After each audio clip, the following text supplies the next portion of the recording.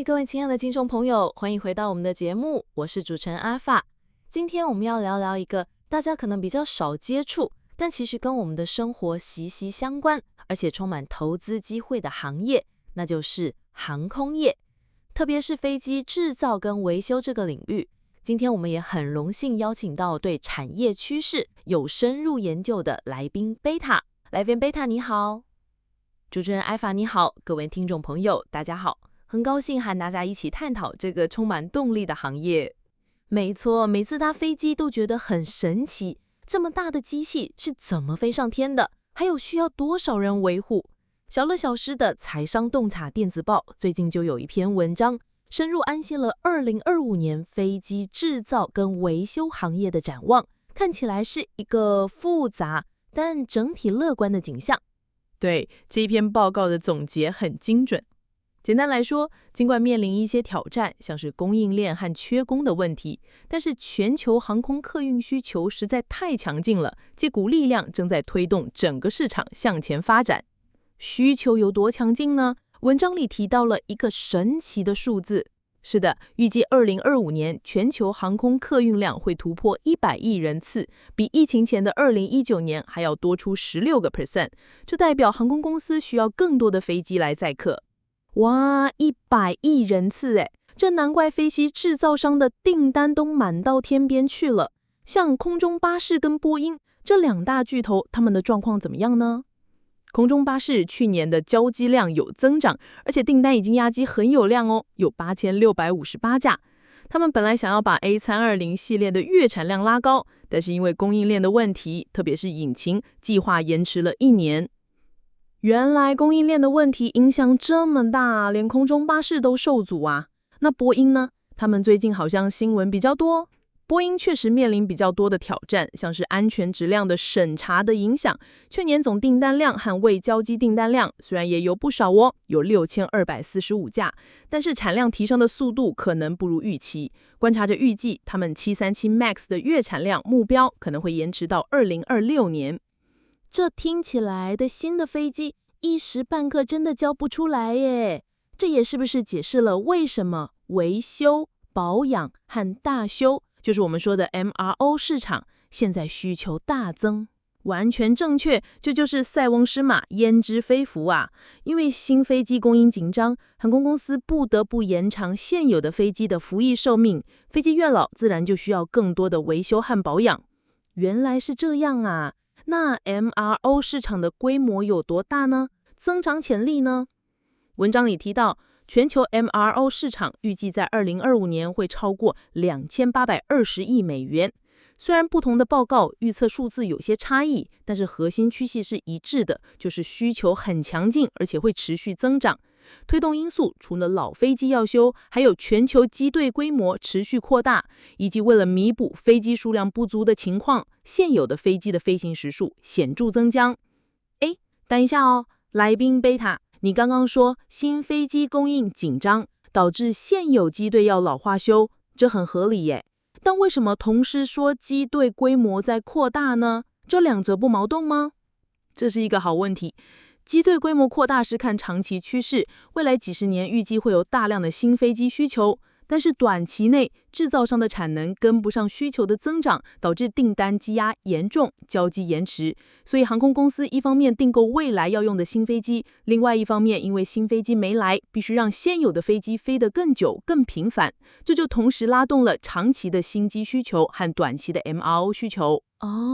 我懂了，这是时间差造成的影响。所以 MRO 市场的蓬勃是建立在制造商短期困难的基础上。那 MRO 自己有没有什么挑战？ MRO 市场也面临供应链和劳动力问题，飞机飞得多，需要的零件，特别是引擎的维修需求就大增，导致二手零件和引擎短缺，维修等待时间拉长。同时高技能的维修人员也是稀缺的资源哦。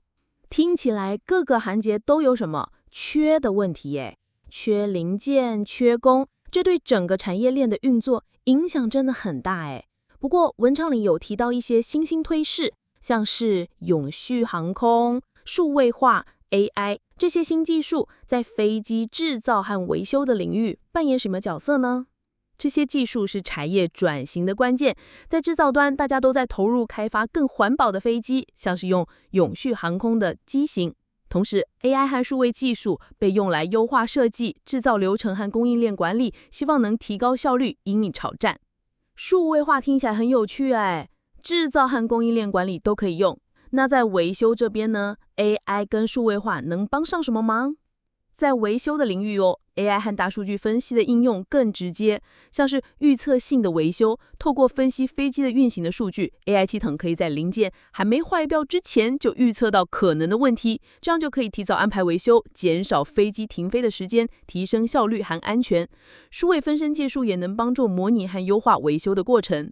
预测性维修听起来很酷可以从被动维修变成主动预防。这对航空公司来说应该能省下不少钱吧？除了技术，文章还有提到亚太地区特别值得关注。没错，亚太地区是全球航业增长最快的区域，特别是中国和印度。随着民产阶级壮大，旅行需求爆发硬增长。中国预计未来10年机队规模会扩大40%，就不仅带来了新的飞机订单，也让中国的航空维修模式变得越来越重要。哇，亚太牧场是一个巨大的引擎。把这些资讯串起来看，强劲的需求、制造商的挑战、MRO 市场的蓬勃，加上技术转型和区域增长，这整个航空产业链充满了动态变化耶。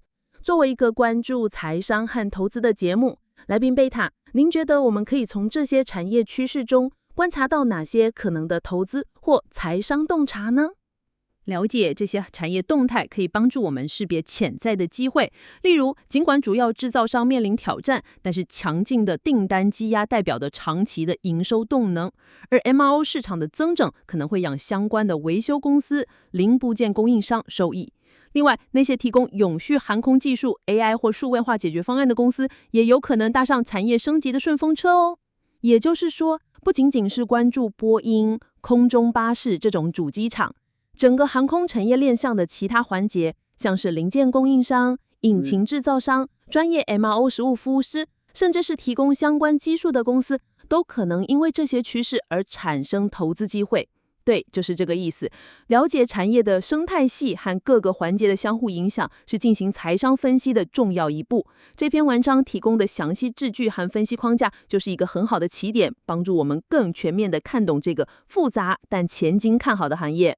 听来宾贝塔将分析，瞬间觉得航空业不仅是搭飞机这么简单，背后的产业运作和投资美稿真的很多。非常感谢来宾贝塔今天的精彩分享，为我们剖析了2025年飞机制造以及维修行业的展望。谢谢主持人阿法，也谢谢各位听众，希望今天的分享对大家有所启发。如果大家对这个行业或是其他的财商议题感兴趣，可以多关注像小乐财商洞察这样优质的内容来源。我们今天的节目就到这里告一段落，感谢大家的收听，我是主持人阿法，我们下次见。